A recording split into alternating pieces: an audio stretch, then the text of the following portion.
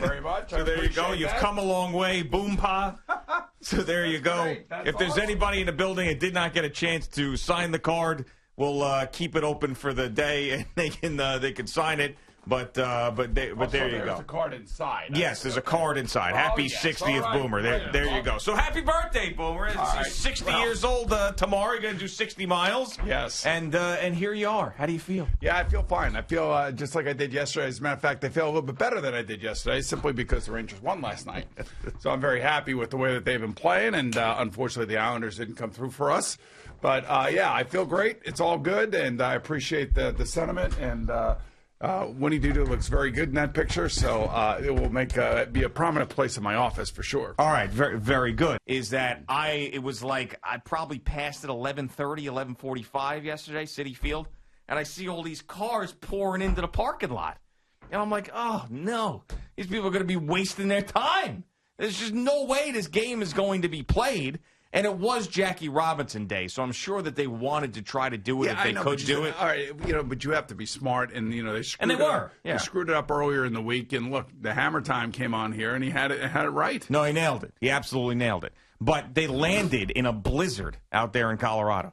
So there's videos. A couple players took some stuff. Stroman was one of them. Instagram posted it up there, where there's a blizzard as they land in Colorado, and I think it was Thomas Nito or somebody goes, what are we, the Green Bay Packers, as he gets off the plane.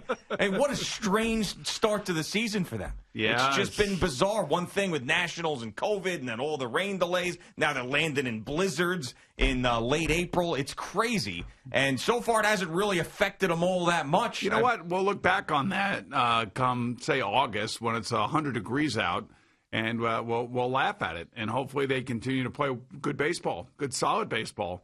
To me, like I was thinking about this last night. If I had to say what's the one thing that is the one thing that really jumps out at me that we obviously the guy worked on something and it is paid off is Pete Alonso at first base. Sure, he's playing really good first base. I know everybody's worried about whether or not Dom Smith should be there. Should Pete Alonso be moved to DH and all this other stuff? But give that kid credit.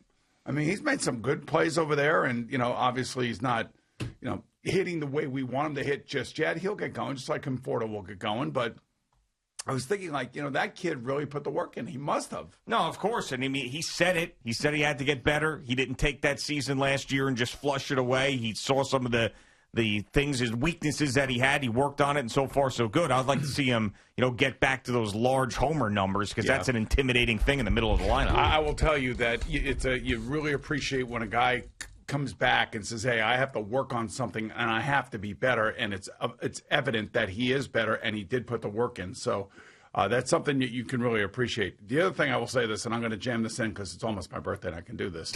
I have to tell you, man, this Artemi Panarin guy, he just gets better and better and better with every game that he plays. You're talking about Ixneve Panarin? No, I'm talking about Artemi. Oh, okay. But Artemi, they're obviously playing a team in the Devils that is going in a different direction. They got rid of a number of their top line players, and mainly they're playing for the Islanders now. But and they are not a great team. That's why I was saying they have to take all 8 points from the Devils in these 4 games. Now they've taken 4, and they have back-to-back over the weekend now. But Artemi Panarin is about as brilliant on the ice as I've ever seen. I mean, he is what he does and what he sees and how he plays and how he puts himself in certain positions and how the puck always seems to come to him. It's nothing short of just absolutely unadulterated awesomeness is what it is. Yeah. And he is just so good. And, there are a number of really good players on this team that are starting to figure it out. But it's hard to tell when you're playing against the Devils because the Devils just aren't the team that they were earlier in the season. They're a shell of themselves, and they're still trying to figure it out with their young players. So they should win these games, and this is what it should look like. But, Panarin missed 11 games this year, 9 when he had to take off because of the Russia thing. They were 4-7 without him. Is there anything on that? I mean, it's just been quiet, right? I hadn't heard one thing about any of it, and he ended up taking off, like I said, 9 games, and he missed 2 earlier in the season, so they're 4-7 without him. I don't know what they would have been had he made all those 9 games, but I'll tell you one thing. He is just an absolute unbelievable hockey player, maybe one of the greatest, if not the greatest, free agent signings the Rangers have ever had. Yeah, and of course, the losing him when they did was unfortunate because now they're battling for a playoff spot. Right, so I hate to be negative about it. Well, the other thing, too, is that the Rangers do play the Bruins the last 2 games of their regular season, but the Bruins have 2 other games after that because they're makeup games because of COVID. Yeah, and you want to talk about important parts of the schedule. Obviously, the end of the NHL season and the Rangers battling for a playoff spot, very important. But as far as early season series go, yes, the Yankees and Rays at the stadium this weekend. It's going to be intense. It is. And I'm not trying to – I understand it's a long season. I'm not a dummy. We've all watched baseball for a very long time. I understand the teams can have horrendous Aprils and even bad Mays and then come back and make noise later in the season.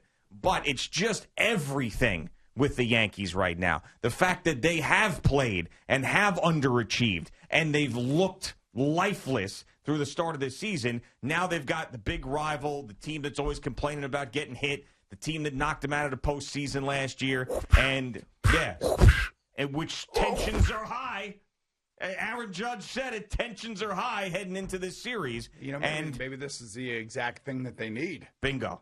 Absolutely. Or it could be the worst thing for them if the Rays smack them around and then really send them into a tailspin this weekend. I know that and a lot of people are all over Gary Sanchez or all over, Clint Frazier. Clint Frazier was supposed to be the everyday left fielder, and they would spot start Gardner. Now it looks like they're basically taking Frazier out when he's facing tough right-handers, and that's not exactly what you want to see. This isn't the way it's supposed to be going down.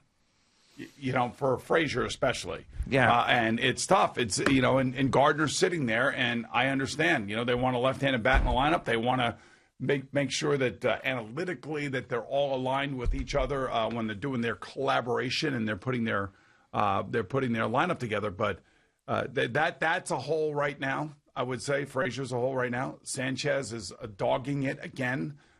He has got the ire, I should say, of the Yankee fan. Stanton is, he leads the team in RBIs, but where are the home runs? Yeah, of course. He hit a ball 120 miles an hour. What is it about this? But the point is that it's there.